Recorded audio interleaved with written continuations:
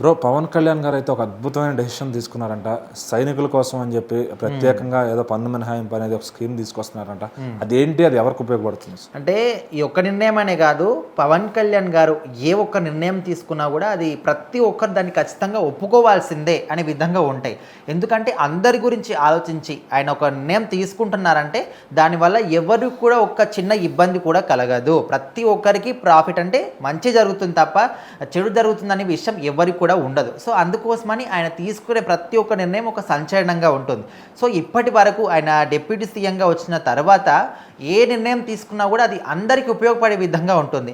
And ఆఖరికి మూగజీవాలకు కూడా summer వస్తుంది, నీళ్ళుండవని చెప్పేసి అవి ఎక్కడెక్కడైతే ఉంటాయి రోడ్డు దారి పొడవున మొత్తం కూడా నీటి తొట్లు కూడా ఆయన కట్టించడం జరిగింది. ఆయన మారుమూల ప్రాంతాలకు కావచ్చు, అక్కడ రోడ్లు వేయించడం కావచ్చు. సో ఈ విధంగా ప్రతి ఒక్క నిర్ణయం కూడా చాలా అద్భుతంగా ఆయన తీసుకోవడం జరుగుతుంది.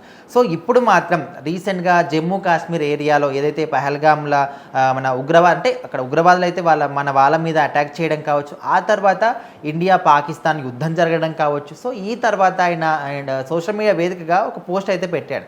సో అందులో ఏముందంటే ఆంధ్రప్రదేశ్ సంబంధించి ఎవరైతే అంటే మనకి ఇండియాకు సర్వీస్ చేసే విధుల్లో ఎవరైతే ఉన్నారో రక్షణ దళాల్లో కావచ్చు, అండ్ ముఖ్యంగా army, navy, air force, paramilitary, CRPF, so ఈ విధులు ఎవరైతే నిర్వర్తిస్తున్నారో వాళ్ళు ఎవరైతే ఆంధ్రప్రదేశ్కి సంబంధించిన వాళ్ళు ఉన్నారో, సో గ్రామ పంచాయతీ సరిహద్దుల వరకు వాళ్ళ ప్రాపర్టీస్ ఏవైతే ఉన్నాయో వాటి మీద ఉన్నటువంటి ట్యాక్స్ అనేది వాళ్ళకు మినహాయింపు ఇస్తున్నాము అనే విధంగా ఆయన అయితే చెప్పాడు. సో ఇది ఇప్పటి వరకు కొంతమంది మాత్రమే ఉండదు, ఎవరైతే సరిహద్దుల్లో విధులు నిర్వహిస్తున్నారో, అదేవిధంగా రిటైర్డ్ సైనికులు ఎవరైతే ఉన్నారో ఓన్లీ వీళ్ళకి మాత్రమే ఈ యొక్క రూల్ అనేది వర్తించేది. సో ఇప్పుడు ఓన్లీ వీళ్ళకే కాకుండా నావీ కావచ్చు, ఎయిర్ ఫోర్స్ కావచ్చు, పారామిలిటరీ కావచ్చు, సిఆర్పిఎఫ్, సో వీళ్ళందరికీ కూడా వర్తించే విధంగా పవన్ కళ్యాణ్ గారు తీసుకున్నారు. ఒక సెక్టార్కి ఇస్తే ఇటు వేరే అఫీషియల్స్ నుంచి ప్రెజర్ రాదంటారు, అంటే పోలీస్ డిపార్ట్మెంట్ నుంచి కానీ వేరే ఇతర గవర్నమెంట్స్ మాకు కూడా ఇలాంటిది కావాలి అని చెప్పి అట్లా ప్రెజర్ పెడతామే ఉండదంటారు. అంటే ఇప్పుడు పోలీస్ డిపార్ట్మెంట్ కావచ్చు, లేకపోతే డాక్టర్స్, వీళ్ళందరూ కూడా అండ్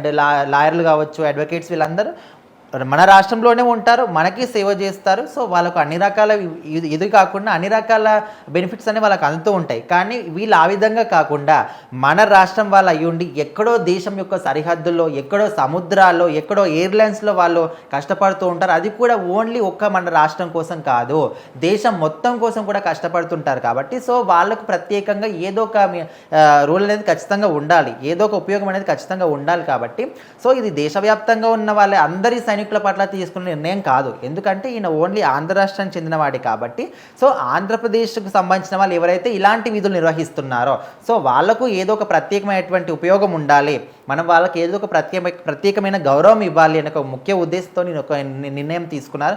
సో దీని పట్ల కూడా ఎవరు మాకు ఇవ్వాలి అనే విధంగా ఎవరేం అనట్లేదు. సో సైనికులకు మన రాష్ట్రం కోసమే కాదు, దేశం మొత్తం కోసం కూడా రక్షణగా ఉండి మన కోసం పగలనక రాత్రినక కష్టపడుతున్న వాళ్ళ కోసం ప్రత్యేకమైన గౌరవం ఇవ్వాలి. కాబట్టి సో ఇది ఒక విధమైనటువంటి గౌరవం అని కూడా చాలామంది దీనికి హ్యాపీగానే ఫీల్ అవుతున్నారు. ఎవరు కూడా ఏం బాధపడడం కానీ ఇలాంటివి ఎవరు కూడా చేయట్లేదు.